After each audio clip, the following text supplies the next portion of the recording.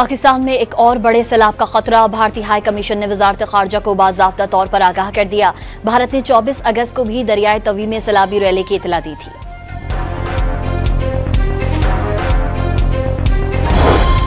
इस्लामी ताउन तंजीम ने गजा पर इजराइल के मुजव्वजा कब्जे और ग्रेटर इजराइल मंसूबे को मुस्तरद कर दिया।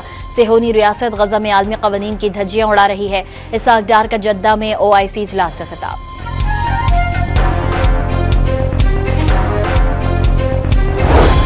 चेयरमैन पीपल्स पार्टी बिलावल भुट्टो की फरियाल तालपुर और वजीर आला मुराद अली शाह के हमरा ताल्लुका रतुडेरो के गांव राहुजा अहमद सैलाब मुतासरा खवातीन में नए तामीर होने वाले घरों के मालिकाना हुकूक तकसीम किए।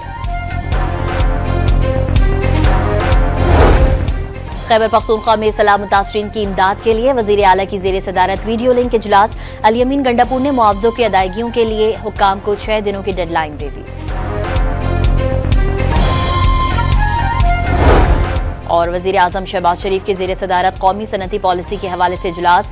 शहबाज शरीफ ने सनती पैदावार में इजाफा और मसाइल का पायदार हल हुकूमती तरजीह करार दे दी।